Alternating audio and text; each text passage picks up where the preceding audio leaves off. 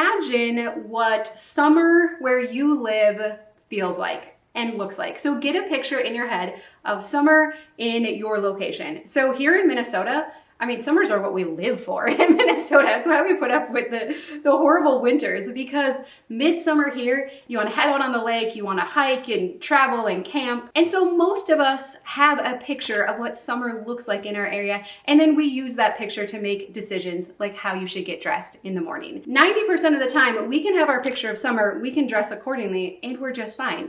However, Tom's 3 sisters, they live in northern Minnesota up along Lake Superior. And what is so fascinating to me is that one time, literally, it was 78 degrees where we live. We drive 3 hours north up by them, and it was 45 degrees out. And so even though we have this picture of summer in Minnesota, we got up there and all of a sudden we needed sweatshirts and winter coats. It was bizarre. And we ended up having to go to a thrift store to get more layers, right? So that picture of what summer looks like did not serve us in this instance. So today we're talking about how our brain sometimes tricks us into keeping things and not being able to declutter easily. And way number 1 is these problematic pictures. And so many of us have pictures in our head about what we think the future is going to look like. And that informs the decluttering decisions that we make and the type of inventory that we keep in our homes. So it's not uncommon for us to have a picture where on the weekends we have extra time to craft and sew and read and garden and camp and do many of these other hobbies. And so we have a picture, and that is what we base our decisions on. However, similar to when we went up to the North Shore without our snow pants, that picture doesn't always serve us, and it's not always based in our current reality. So what do we need to do then? Well, in the book, Thinking Fast and Slow by David Kahneman, he says to use forecasting. So he says, instead of just going by this vague picture we have, look at historical examples. Or in other words, I'll sometimes say, look at the data. And what was frustrating about that trip up north where we weren't prepared for 45-degree weather in July was that we knew that.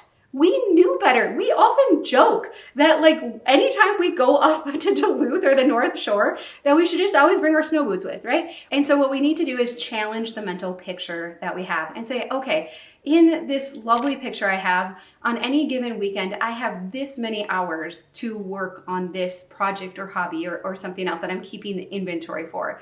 Now, realistically, if I look back at past weekends, how much time have I actually had over the last month, several months, year? Have I had anywhere near that amount of time? And for most of us, the answer is no. And so a lot of times, I don't even think it's that we're not grounded in reality. It's just that we're letting our brain go on autopilot. It is much easier for our brain to make decisions based on these pictures than to really think. So we understand why we use these pictures. It's a kindness to our brain. It helps it to consume less energy. But again, if we look at the data, if we challenge this with specifics, many of us can start to reshape that picture. And it's hard because often there's a lot of grieving that goes into it. Maybe you finally reached retirement age and that's when you thought you were going to do these things, but it's not actually practical. There's grieving involved with that. There's sadness involved. And then as you're going through these items, you're reminded of that. It's a hard process. It's difficult. And that's why we have to stick together. But I hope that when we learn that there's nothing wrong with us, right? The reason I've kept all these items, there's nothing wrong with me. In fact, my brain is doing exactly what my brain is supposed to be doing. However, if it has made it very hard to declutter and I have felt guilty about it, then that's not actually serving me. And so hopefully there is some freedom and ability to declutter a little bit easier and more faster if we do challenge and reframe these pictures. Okay, now let me show you another way how our brain can be kind of lazy, but it makes decluttering harder because we have these two different systems at work here. So I'm gonna give you a problem to solve. Okay, a bat and a ball cost $1.10. The bat costs $1 more than the ball. How much does the ball cost? Okay, you think about that, and then I'm gonna tell you why Blinkist is so awesome. And if you have not signed up yet and downloaded the app, you are completely missing out. So that's actually where I learned about this book, Thinking Fast and Slow. But Blinkist also has over 6,500 nonfiction books. All of these books are on there as well. These books have been life-changing to me. But who has time to read all of these books? Do you know how many hours this? Talk about a false picture, right? Do you know how many hours of reading this represents? But what Blinkist Blinkist does is they boil it down to the blinks, and you can read or listen to the blinks in about 15 minutes or less per book. That means that you are going to get all of the key, most important, most life-changing ideas in 15 minutes or less. And so I love some of these statistics. 80% of Blinkist users have replaced doom scrolling with Blinkist, so you're actually learning instead of just mindlessly wandering on your phone. 70% of Blinkist users say they have impressed others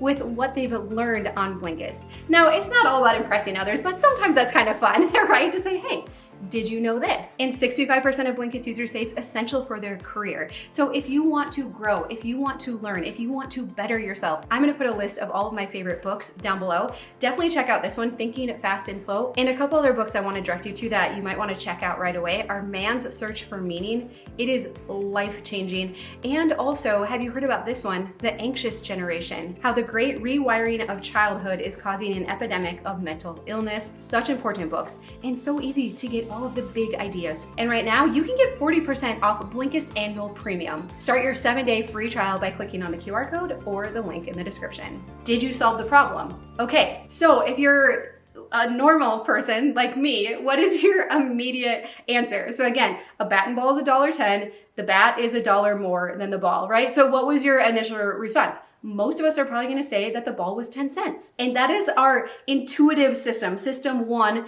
just ready to go, right? They're like, duh, this is so easy. It's 10 cents. However, I know some of you are smarty pants. You're like, nope, I can't fool me. So the correct answer of the ball is actually 5 cents. That's the only way the bat could be $1 more, right? So the bat was $1.05. The ball was 5 cents. And so what happened here was system one, our intuitive, quick decision-making system, took over. And it said, don't worry, brain, I got you covered. And again, a lot of the time that works and that intuitive, and I recommend this for decluttering too. There are some areas in our house we can make really quick decisions. And I highly recommend that you do that. Clothing, you're like, I haven't worn it in a year. It has tags on it still. It's too dressy. It doesn't fit right. I have to suck in when I wear it, right? Whatever reasons. Even in the kitchen, I will link to the video for my 15-minute kitchen declutter. You can make really quick decisions when you trust your intuition and you have some good rules to go along with it. So that's our system number one. And I think it definitely has a place to help us get through some categories of stuff very quickly. However, we can't use that when it comes to sentimental items, things we've inherited, have been gifted to us, or are maybe even very expensive. And so it doesn't fit into the 2020 rule. I couldn't replace it in 20 minutes or for under $20. So there is a place where we do have to use a little bit more deliberation. And that's where we get into system two, right? When our brain says, okay, this problem is a little bit more complex to solve. And so we are gonna have to dedicate a little more brain energy to it. And so we take our time. We go a little bit slower with sentimental stuff. And also I recommend that you leave those things to further on in your decluttering journey. Get through easier things like kitchens, clothing, kids' toys, other areas of your house. Leave the sentimental stuff, definitely photos, more towards the end. You're gonna build up your decluttering muscles and you're gonna feel more confident when you do get to these decisions that require a little more deliberation. All right, but we're there, right? We've done the easy stuff. We got into the harder stuff. Now we have to call in system two and use some extra brain power. But what's the problem? We get to confirmation bias. Confirmation bias is the tendency for people to agree with information that supports their previously held beliefs, as well as to accept whatever information is suggested to them. All my life, I've been told sentimental stuff is special. It's one of a kind. You can't just go and replace it again. And there's almost this idea that like, if somebody gave it to you, you have to keep it, no matter what. Forever and ever. So when we declutter, confirmation bias can lead us to focus on the reasons to keep items rather than evaluating them objectively. And we especially see this with sentimental items because it has an effect on our emotional attachments to things. If we think an item holds sentimental value, our mind will focus on the positive memories associated with it, whether it actually brings us joy in the present or fits our current lifestyle. And then we also see this with just in case or someday items too. too. If we believe that something might be useful one day, confirmation bias pushes us to cling to this idea by recalling past instances where we needed something similar. We may even ignore the fact that the item has been unused for years, or that we could easily borrow it or replace it if necessary. And this makes it really difficult to let go of things we don't actually need, creating all of this extra clutter. So what do we do, right? We have to recognize our tendency to favor justifications for keeping things. We can pause. And then again, we draw on these rules again. And if you need some really good rules and guidance when it comes, especially to sentimental or inherited items, 2 books that I recommend. Let It Go by Peter Walsh. This is also on Blinkist. And Keep the Memories, Lose the Stuff by Matt Paxton. Great books. They will give you an exact roadmap. And this can also be good if you have aging parents or other loved ones to read it with them. It'll give you a common language. So helpful. Okay, so we have questions that we use. We question everything, our assumptions about all these things. And we focus on if each item actually serves a purpose now. And if we want to be using our precious time and energy. Remember that picture we have, how actually limited time we have to manage this stuff. Do I really want to use that time to manage all of these things? Or could I just keep a handful of items like the legacy list, and I'll link to a video about that too, and really enjoy them more and not have to manage all of this inventory. And then lastly, let's talk about one more reason we hang on to and we cling to these physical things, even though we know, right? We know, we believe our life would be better if we had less stuff to manage, and that's called priming. So that's also talked about in this book, Thinking Fast and Slow. And it's this idea that we're continuously being primed by our culture to consume more through constant exposure to marketing, advertisements, and social norms that promote materialism. So everywhere you go, you're being sold something. Everywhere. To the store, on your phone, and everywhere you go, you are being sold something. Consumer culture is deeply ingrained in our everyday life. These societal triggers prime us to believe that acquiring more is desirable, and that having the latest gadgets, trends, or possessions is a reflection of success and identity. Because this priming is largely unconscious, it works against our efforts to declutter. Letting go of things in a culture that continuously pushes the idea of accumulation can feel uncomfortable or even wrong. So again, what do? We have to become more aware of how we're being primed by our surroundings and consciously challenge the cultural norms of consumption. This awareness can help us reshape our relationship with material possessions and make it easier to let go of the things that don't truly add value to our lives. And so again, it can be difficult because ideally we want to make quick, intuitive decisions based on system number 1. And we don't want to have to spend a lot of time.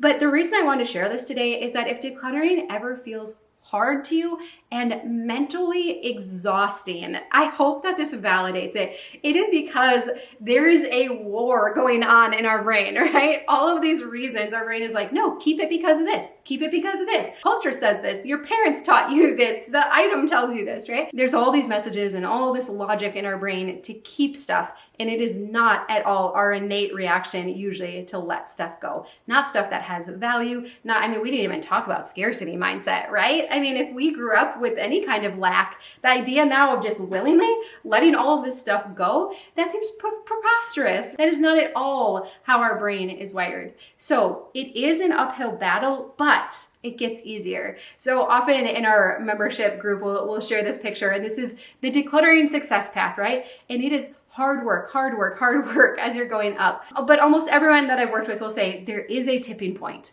And there is a point where it gets easier and it clicks and it falls into place. And these decisions do not feel so hard. We can trust our intuition. We can make quick decisions. And even the ones that we have to deliberate a little bit longer, we trust our questions and our logic and our reasoning for doing so. But mostly I want to tell you, you're doing awesome work. And I love getting to spend this time with you, and it is going to pay off so big, so big. It just keeps getting better. We're 9 years in, and every day I feel like I experience new benefits of living a minimalist lifestyle and having so much less to manage. So even when your brain is warring against you, I want to remind you that it is worth it and it is going to pay off. And if you're looking for a little more community on your journey, then I'll put details for our mentorship group in the description as well. I love you. I'm proud of you. I hope you have a really good day, and I'll see you again soon.